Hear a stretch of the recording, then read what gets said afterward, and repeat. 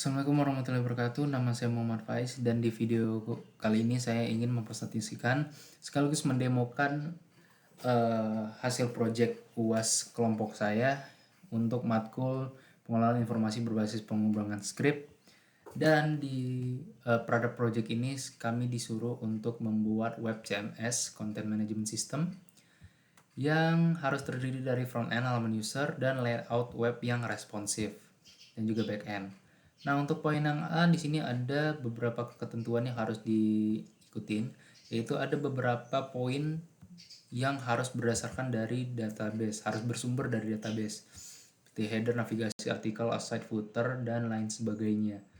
Ini ada akun sosial media dan lain sebagainya. Oke, kita masuk aja ke database-nya terlebih dahulu sebelum ke websitenya. Di sini ada DB PBS was. Wait lagi loading. Nah, di sini table identitas web dan di sini structure. Nah, di sini semuanya sudah ada di database dan bersumber dari database. Footer, nama web, ID, Instagram, Facebook, Twitter, dan ini untuk table menunya karena tadi diminta juga untuk table menu. Nah, ini. Kemudian untuk tampilan konten webnya harus seperti ini. Ada contohnya seperti ini. Nah, jadi langsung saja kita ke websitenya. Untuk di website, untuk di matkul rekayasa perangkat dan juga KPBD itu kita flow-nya itu dari sales, karena kita itu mengambilnya adalah produksi toko roti. Jadi kita masuk sebagai sales terlebih dahulu. Dan sebagai info aja di sini kita untuk halaman loginnya kita punya validasi keamanan semacam seperti itu. Jadi kalau misalkan kita loginnya dengan password yang salah, dia akan masuk pop up seperti ini ya, login gagal. Kita masukin password yang benar dan masuk ke sistem. Sorry, salah.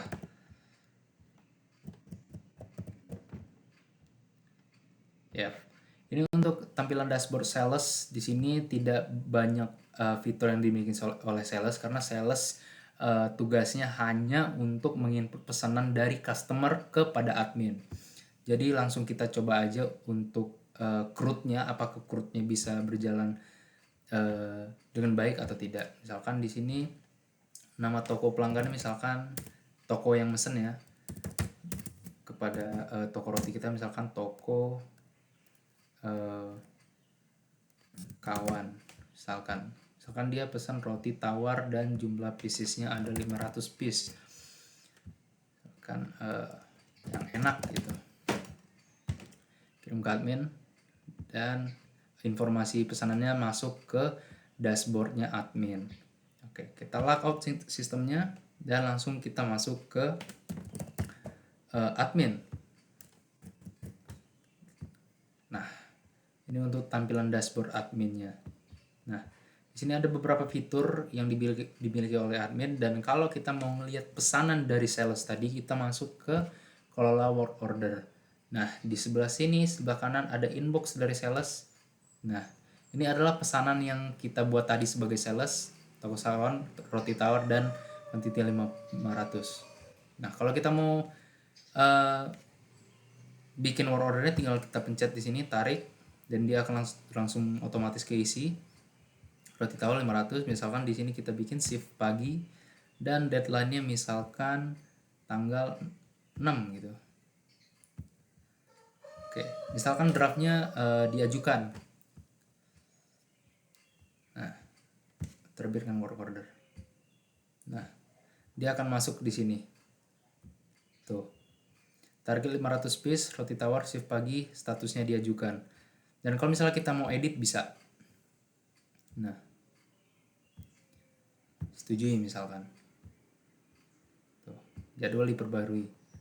Dan dia akan statusnya akan disetujui. Dan kalau misalkan nggak ada ininya, nggak ada misalkan tulisan begini, ini berarti pesanannya sudah diproduksi oleh staff. Tapi karena masih ada setujui, berarti kita akan masuk ke dashboardnya staff. Tapi sebelum itu kita masuk ke kelola barang. Nah, di sini di tabel ini tuh kita tuh bisa nambahin produk roti. Misalkan kita mau roti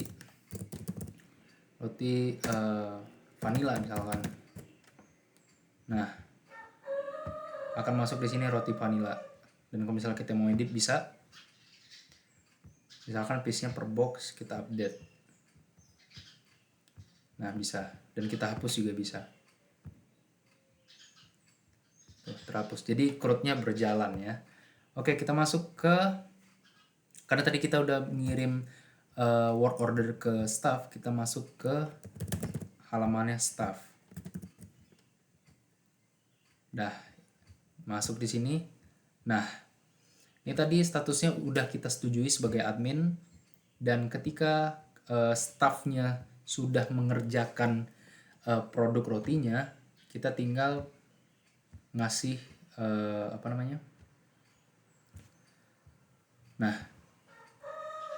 Nah ini dia yang tadi target 500 pieces roti tawar shift pagi.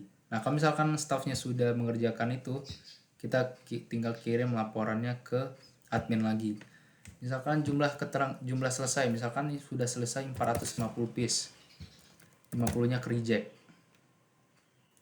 kita simpan, selesai. Nah otomatis nanti infonya akan masuk lagi ke dashboardnya admin. Nah untuk di sini ada manajemen bahan baku, di mana kita sebagai staff bisa untuk request bahan bakunya dari gudang. Nah kita pilih misalkan roti tawar. Roti tawar tadi ke reject 50, yang artinya 50-nya itu kurang bahannya. Kita minta di sini 50. Butuh cepat misalkan.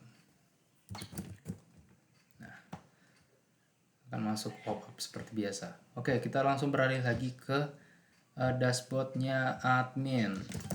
Karena tadi staffnya sudah mengirimkan lagi status kalau pesannya sudah selesai.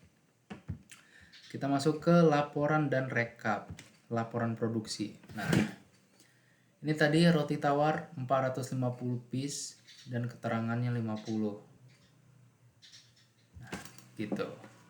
Nah, kalau misalnya kita mencetak di sini bisa. Nah, dia akan langsung ke cetak. Gitu. Oke, terus kita lanjut ke soalnya. Nah, karena di awal tadi sebelumnya saya bilang kalau website kita itu harus responsif untuk desktop, tablet, dan smartphone seperti ini ketentuannya. Oke, langsung kita tes saja. Kita pilih inspect. Nah, bisa dilihat di sini responsif ya. Tuh, responsif. Ini untuk tampilan dashboard.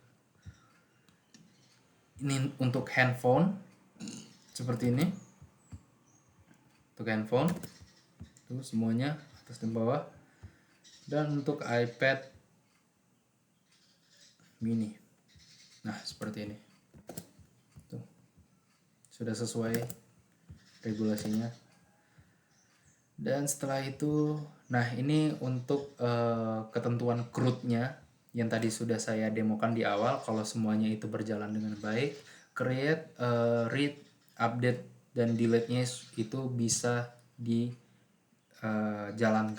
Sudah sesuai dengan regulasi yang ada.